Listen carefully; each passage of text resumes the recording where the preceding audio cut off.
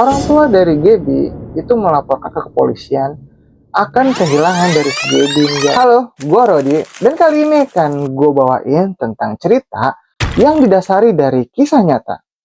Coba lu bayangin, lu punya kehidupan yang kalau kata orang tuh di media sosial itu sempurna banget. Punya pasangan yang terhitung green flag, punya van yang udah dimodif dan bisa dijadiin rumah estetik yang bisa sambil jalan-jalan. Dan lu juga bisa muter-muter di negara lu sambil konten.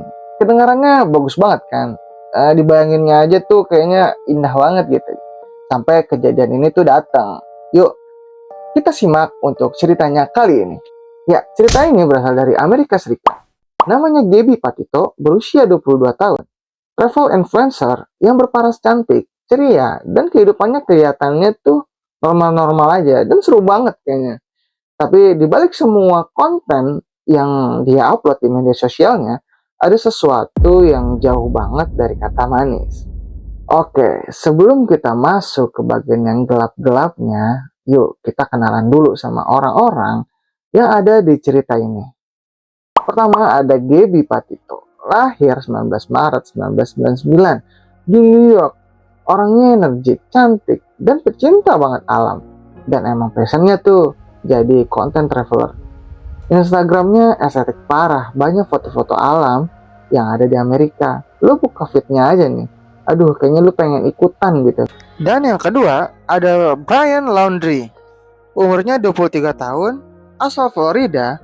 Dia itu tipe cowok yang suka hiking, suka alam, dan kelihatan santai banget. Pokoknya tipe cowok yang kalau muncul di FYP tuh pasti orang-orang banyak yang nge-like gitu. Komennya penuh sama husband material. Gaby dan Brian awal bertemu saat ada di SMA yang berada di New York. Akhirnya Gaby dan Daniel akhirnya pacaran. Nah, di tahun 2020 mereka memutuskan untuk bertunangan. Lengkap deh. Dan cerita ini tuh kayaknya normal dan indah, gitu kan guys. Mereka jadi pasangan terideal di internet pada saat itu. Dan pada bulan Juli 2021, mereka mulai trip yang paling ambisius. Mereka melakukan perjalanan lintas negara dari New York ke Oregon. Van yang mereka udah siapin, konten yang mereka udah rencanain, dan semua kelihatannya tuh sempurna. Tapi ya namanya hidup, udah direncanain, belum tentu juga bakal lurus-lurus aja. Ya kayak lu pada nih, kalau janjian sama orang, iya gue datang jam 8. Lu datang jam 10 kan? Karena kesiangan lah, karena macet lah. Nah ini kita udah masuk ke bagian yang serius-seriusnya nih. Lu kagak nyimak dengan bener-bener, meleng dikit aja nih, lu kagak bakal ngerti dah. Jadi gini, tanggal 12 Agustus 2021, mereka udah nyampe di MOAB. Nah, itu kota kecil di Utah, terkenal sama taman nasionalnya yang cantik. Harusnya kan indah ya, tapi ada yang nelpon polisi. Seseorang melapor ke polisi melihat pasangan antara Gaby dan Brian ini ribut di dalam van.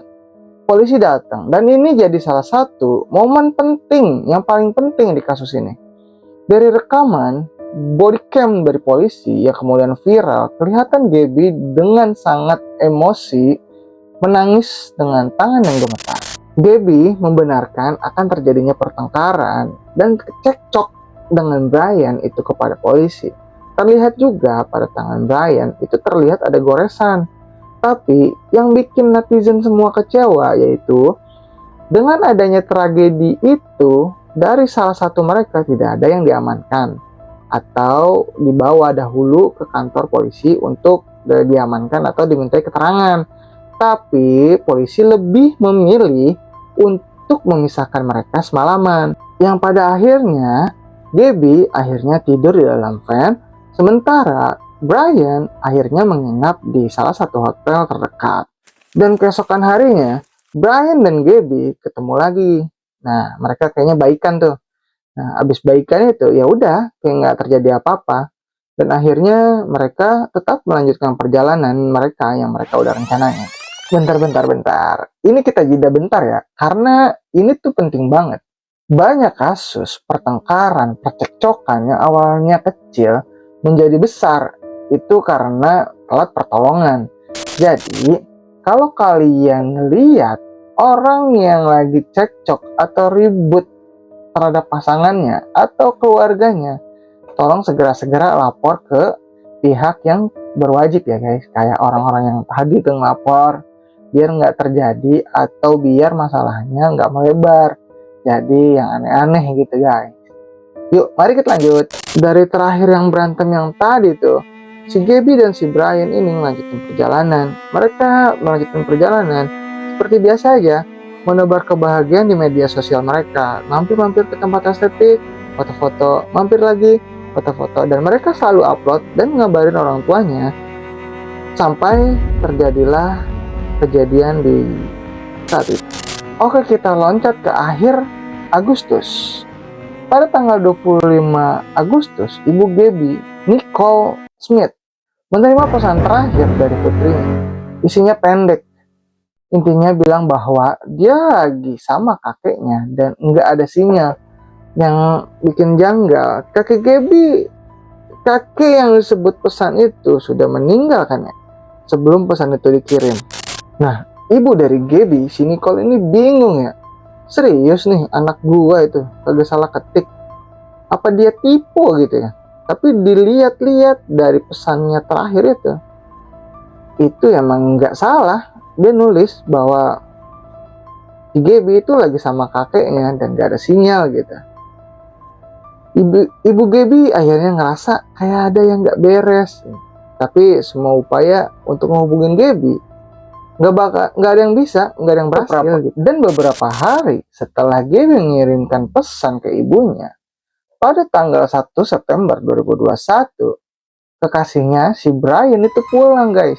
Brian tiba di tanggal 1 September 2021, pulang ke rumah orang tuanya yang ada di Northport, Florida.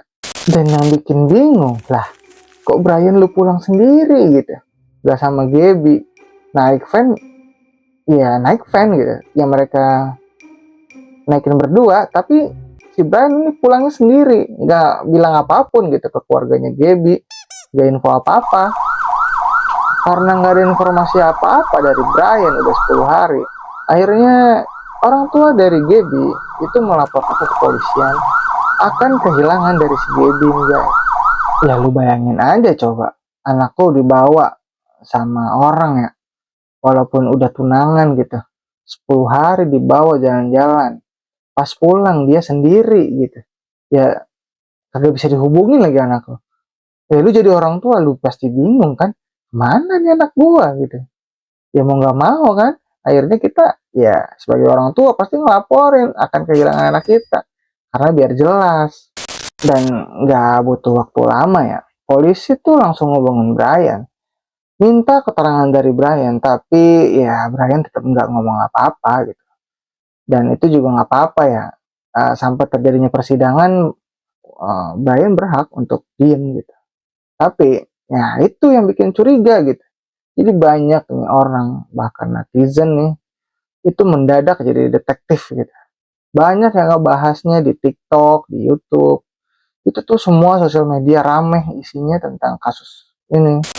Walaupun nggak dapat informasi apa dari Brian, polisi tetap nggak nyerah guys. Polisi tetap nyari untuk menemukan Gaby. Dan pada tanggal 19 September 2021, tim pencari menemukan jenazah seorang wanita muda di dalam hutan. Ya, itu. Ditemukannya jenazah dari Gaby. Setelah ditemukannya tubuh Gaby yang sudah tidak bernyawa, cerita ini tuh makin gak masuk akal ya. Karena setelah jenazah dari Gaby ditemukan, polisi langsung ingin memeriksa Brian lebih serius. Tapi Brian sudah tidak ada di rumah saat itu. Dan orang tua Brian menginformasikan bahwa Brian sedang melakukan hiking di daerah Florida pada tanggal 13 September 2021, tepat 6 hari sebelum ditemukannya jenazah dari Gaby. FBI pada saat itu memasukkan Brian ke daftar orang yang paling dicari di Amerika. Pencarian besar-besaran itu dimulai dari Carlton Reserve, hutan rawa seluas ribuan hektar. Dan ini tuh bukan hutan yang kecil ya, yang bisa lu sisirin dalam sehari.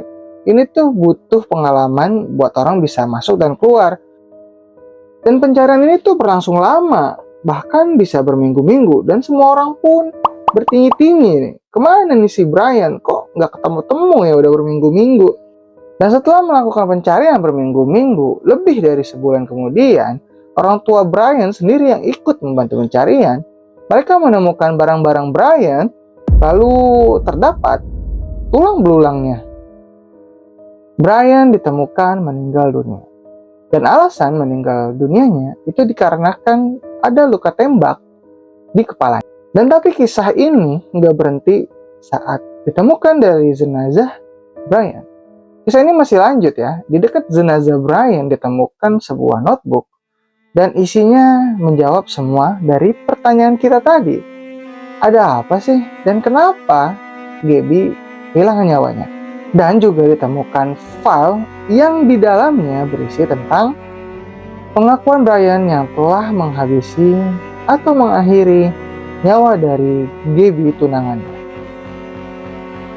Namun, dalam tulisannya dia bilang kalau Gaby mengalami kondisi yang sangat menderita dan dia dengan penilaiannya sendiri itu merasa adalah keputusan yang perlu diambil.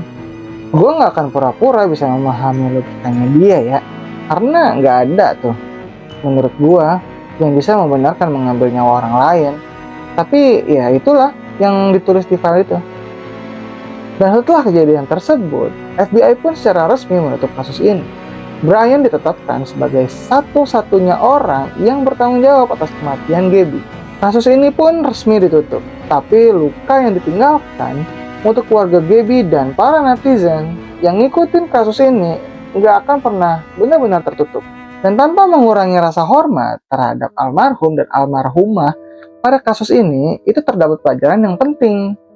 Dan bukan hanya sebagai kisah kriminal yang menarik, tapi sebagai sesuatu yang benar-benar bisa jadi pelajaran. Pertama, soal tanda-tanda hubungan yang nggak sehat.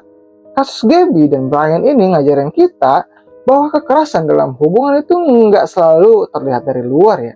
Orang-orang yang tersenyum manis di depan kamera, di sosial media, bisa jadi sekarang menjadi orang yang paling menderita di balik layar.